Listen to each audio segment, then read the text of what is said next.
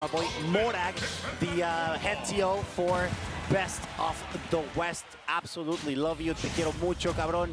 It's an absolute pleasure having you here. We're going back with the Palutena, which is something interesting because Chag is no stranger to try the min-min sometimes, but always the reliable Palutena will most certainly try to do his jobs first. And our friend Uame on the Pikmin tosser himself, Olimar, going to be our second pilot of this character we've seen in this block already. I mean, it's crazy to see the character diversity differences between America, between Mexico, between Europe and Japan. It's so interesting how many Olimar players, how many Greninja players you can find when you come to a Kagaribi and how crazy they can play. Really good lock there. Definitely the pressure that these Pikmin are putting on. Oh, there you go. He's looking for a spike. He knows that I'm a sucker for them. I thrive off the spikes. Unfortunately, that's going to be a bit of a harder task when you have to deal with the Pikmin as well. I mean, let's be honest, sometimes those Pikmin might even extend. Oh, Papito, don't go that way. The purple Pikmin will for sure close that out. And quick shout out to Pixel, who also woke up quite early, or maybe she stood up, I'm not sure. Te quiero mucho, Pixel. Thank you for being here. So much pressure now on the Mexican competitor who's struggling so much to get anything started, Script. That was really good. Up smash into beer burst, turnaround Pikmin toss, because the white Pikmin was going to do a lot more damage than any one-hit follow-up would have done. What a crazy find, Uame. Yep. Absolutely opening up the recipe book when it comes to these combos.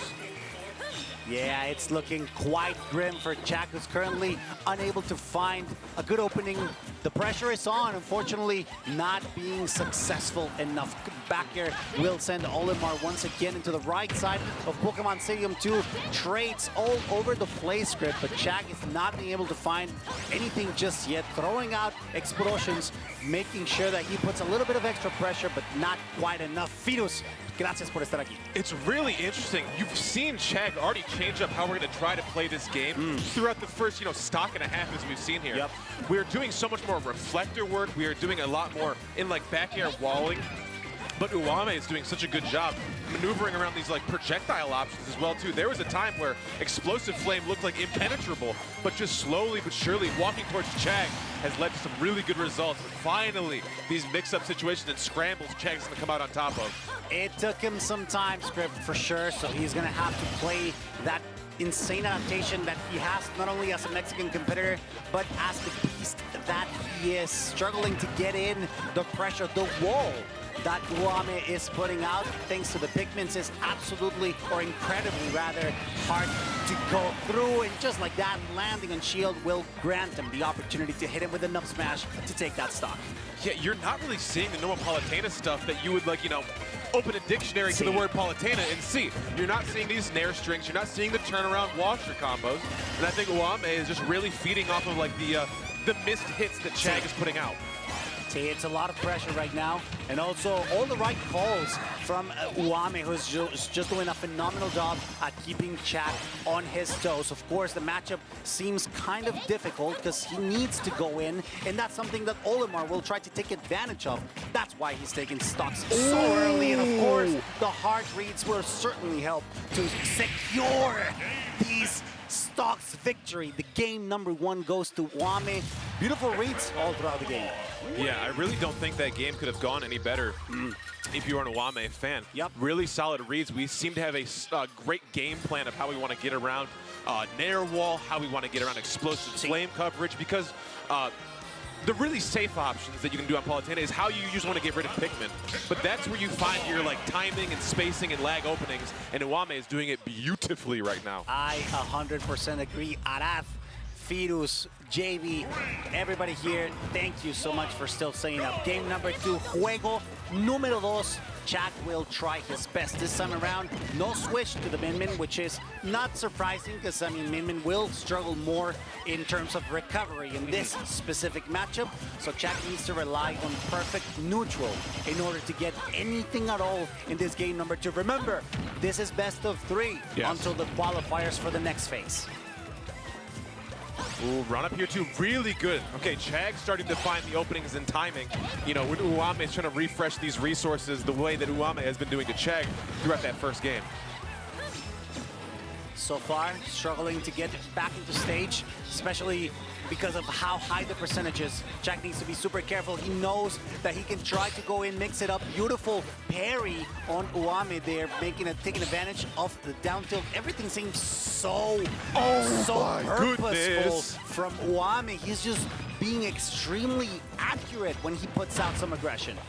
It's crazy. Uame is like maybe the best Olimar I've seen in the tech chase. As finally Chag takes a stock to get a slight lead here in the second game. But my goodness, what a unique advantage state we are seeing here. We know that Palutena on low percentages usually thrives, but he needs to go in hard in order to make the most out of this opportunity. He gets the nair strings, only 2, but catches the whistle with the up air, trying to drag him down into the platform. Of course, the purple Pikmin will do its job, but I think Chag did a phenomenal job here at the second stock, just getting at least 40, which is something super standard. The counter will allow Palutena to nullify Olimar's approaches, but of course, the reset and punishes with double purples. This gotta be super scary for the Mexican competitor. Yeah, I mean, this is a beautiful setup. You could not ask for anything better, especially when Uame had the poor start that we had to this game. I mean, you couldn't really, you know, draw it up any better.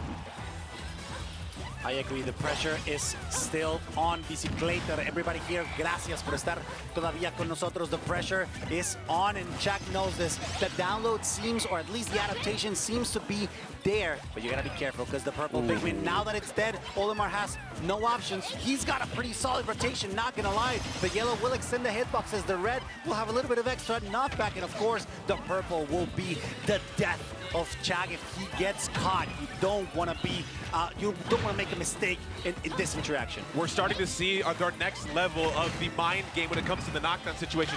Chag is starting to pick tech roll options here out of the knockdown. So can Uame start to find the reads afterwards is going to be our next, you know, thought. Gotta be super careful what with a the grab. throw. That will be enough to take the stock, surprisingly enough. Even though he was super, like in the middle of the stage, it was still good option to take that stock. Now Chag knows that he has to take it back a little bit, but not a lot. Wow. You don't want to give Olimar extra space to do his thing or to let that Pikmin grow flowers to just get a little bit stronger. It's something that you really cannot afford to do at this point.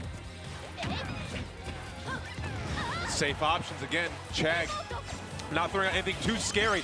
Teleporting on the far side of the platform on the left. I like that. You usually see people come in at a direct diagonal.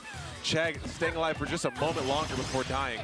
Yeah, he couldn't get the most out of the previous stock, but it matters not. He's got the juggle, he's got the pressure, and he got 50% out of it. Ooh. Absolutely murdering that Pikmin with the up smash. But now Uame will try to stay back, knows that he can tire Chag down, just throwing Pikmins at him. Eventually one of them will connect, and maybe especially the white one, which will allow to deal a little bit of extra damage. And there it is, just like that, things turned around. And Uame is looking for a spike. Oh my goodness, the fastball from Chag had me scared. Made it back to the stage, no problem. Explosive flame. Pikmin on me, be damned. Drag down, what a grab. We are cooking now. Whistle to stop the Chag. The Palutena kill confirmed that he was looking for. You gotta be super careful. You got 2 reds, you got 1 purple. He's got exactly perfect. He's got exactly what he needed. And by the way, Script, thank you for pointing out, this is best of 5, so we still have a solid opportunity for adaptation, but they are bringing this to the maximum opportunity for both of them. What a teleport option there too, and I'm telling you, Uame just seems to know these defensive options. Every single time Chag is going for a roll away, or a mistack, or a get up attack, it seems to be scouted out perfectly. Okay, this is complicated for the Mexican competitor.